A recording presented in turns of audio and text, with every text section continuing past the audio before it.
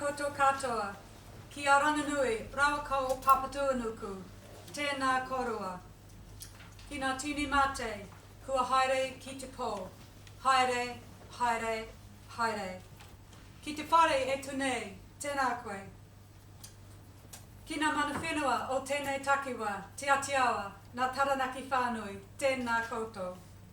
E kaimahi o te papa atawhai, tēnā koutou. Rao rangatira mā, tēnā koutou. Kua hanore aho, ki te tū, ki te tōtoko, tēnei kaupapa whakahirahira. Te koroa o te koroa o te koora. Ko te taiao, ko tātou. Ko tātou, ko te taiao. Mihi mai, karanga mai. Tēnā koutou, tēnā koutou, tēnā koutou katoa.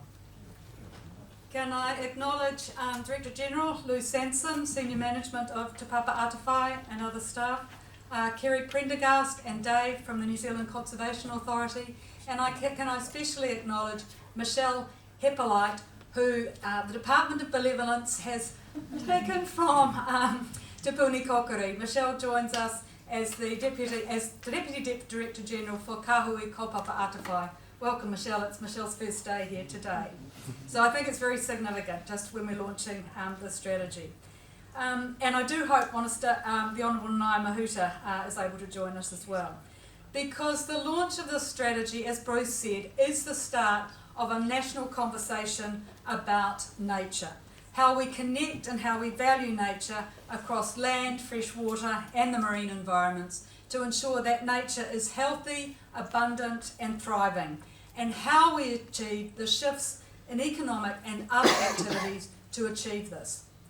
So after that video, we don't really need any speeches, but the plants and the wildlife and the landscapes that we have here in Aotearoa, New Zealand, are found nowhere else on Earth because they evolved in isolation from other land masses over around 80 million years. They are ancient, they are unique. We have giant invertebrates, like the one in the film, and I had one on my hand on Friday, that are as big as a human hand. We've got, a centipede it was, we've got penguins that live in our forests, trees like the kauri that can live for more than 1,000 years, and the smallest and rarest dolphin in the world. These creatures and plants are our first inhabitants and have lived here in Aotearoa since the days of the dinosaurs. New Zealanders value nature for many reasons. Healthy nature is central to human health, our well-being, and of course our economy. Our natural landscapes and seascapes and the plants and wildlife that they support are fundamental to Māori, to culture, to identity. We have a bioeconomy. Our food and fibre exports are based on the services that nature provides us for free, whether it's pollination, rain, soils for growing food and fibre. Our landscapes draw visitors here and are the basis of our leading export industry. But since humans first settled in these islands 1,000 years ago, nature has been in decline through extinction, loss and disruption of natural areas and ecosystems, and the effects of an increasing number of introduced plant and animal pests. Human activities are making environments harder for our indigenous species to live in. And despite all that so many people are doing to protect and restore indigenous species, habitats and natural environments, indigenous nature in our country is in crisis. Around 4,000 species are at risk or threatened with extinction, and that includes 90% of our birds in a country that is the seabird capital of the world because we have so many seabirds breeding here. 84% of our reptiles, 74% of our land birds, 76% of our freshwater fish, and 46% of our vascular plants, all staring extinction in the face. But it's not just a crisis for our country, Aotearoa. Its biodiversity is in crisis across the world. A recent report from the Intergovernmental Science Policy Platform on Biodiversity and Ecosystem Services provides overwhelming evidence that nature is declining globally at rates unprecedented in human history. with almost 1 million species at risk of extinction. Ecosystems are in trouble too. Almost 2/3 of New Zealand's identified rare and naturally uncommon ecosystems are threatened.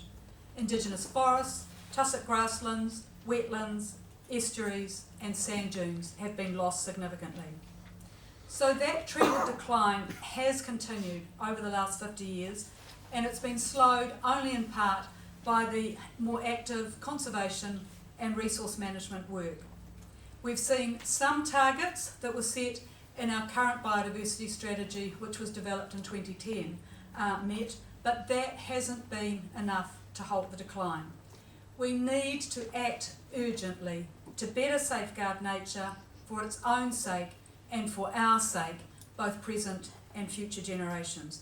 We need to increase our focus and we need to accelerate action. So around the world, each country's contribution to the International Convention on Biological Diversity is through a national biodiversity strategy and action plan. And that New Zealand Biodiversity Strategy 2000 to 2020 was a landmark document. It did help to increase the public interest in conservation, particularly among local authorities, and it helped encourage a movement of practical support for conservation. We've certainly made some progress on the targets it set in 2000, I should have said not 2010, but that hasn't been enough to halt the decline. And so over the next 50 years we'll see new challenges, new opportunities, some of them that we aren't aware of yet and some that we can't predict. But the government's focus on well-being, a central pillar of that is the natural environment, and there are many initiatives in progress or underway to help protect and restore biodiversity. So this strategy, Koroa o Te Kaora, could act as a forest canopy. It could provide the guidance and the support to other areas of work that grow underneath it. And a key supporting tree under the canopy will be the National Policy Statement for Indigenous Biodiversity, which I hope Minister Mahuta will arrive to talk about. Because that National Policy Statement under the RMA will include objectives and policies to help guide the way regional and district councils work with landholders, work with communities, work with iwi and hapu to look after Indigenous biodiversity. And we have seen an enormous growth in community conservation in recent decades. There have been community restoration groups established, landholders more interested, iwi and hapu, backyard trappers, advocates for the coastal and marine environment, and the sanctuary movement. All of that has changed biodiversity management. We've also seen a greater interest by some businesses and more investment from philanthropists. So now we're seeing much more effort going into landscape scale restoration efforts, community-driven projects and pest management initiatives. And where that investment goes in and where it's focused, we have seen success. 22 of our bird species, including the roe kiwi, takahe and mohua or yellowhead, their status has improved since 2012 as a result of intensive management and pest control on public conservation land. But the key message of this strategy and this conversation is that because we all depend on nature, we all have a responsibility to safeguard it. If everyone is involved and has a clear role to play, iwi, central and local government, industry, businesses, researchers, community groups, individuals, we can make the biggest difference if we act collectively.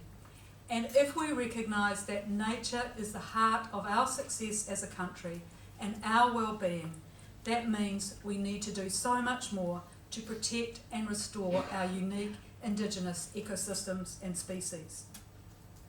Te Papa Atawhai, the Department of Conservation and Benevolence, thank you Nevin, has been tasked with leading the development of a new biodiversity strategy. And the department has had preliminary talks with iwi, with landholders, farmers, scientists, young people, and the 3 reference groups, Te Reo Māori, the Science and Technical Working Group, and Stakeholder Working Group, to find out what their aspirations are for biodiversity and what would help them to succeed. But it is vital that the department and that government hear what others think and believe to be in the strategy for all New Zealanders.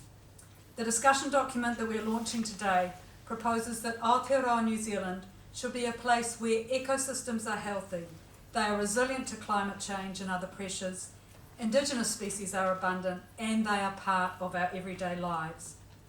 It also proposes that to make a difference in our lives, the Māori, the living essence of nature and of people, must be restored. Interconnectedness, resilience and well-being of nature should be prioritised if we are to be the true guardians of nature. And if we are that, then nature will look after us. So during this month and September, DOC will be engaging with iwi and hapu around Aotearoa, running public workshops and hearing submissions, or receiving submissions. And there are ways to engage with the conversation online.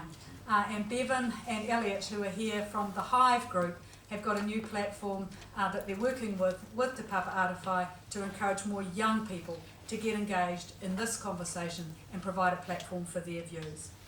So as much as this strategy is about the plight of threatened species and places, it also has to be about people, about hearts, about minds and about values, because it's changes in behaviour and changes in the way that many view, use and consider nature that are critical if we are to progress towards a future for te taiao and a better connection with nature. So on Friday, I was lucky enough to visit Orokonui, which is an eco-sanctuary outside of Dunedin. Got out of vehicles, you could hear the chorus of Korimako and Tui. And I've been there before and heard kaka chortling. It is in those places where nature has been restored to some of its former brilliance and diversity, where people are intimately connected with nature, that we can see what we have lost in parts of Aotearoa. It is that we need to get back to restore the dawn chorus, so that nature, Indigenous nature, thrives here and we thrive with it.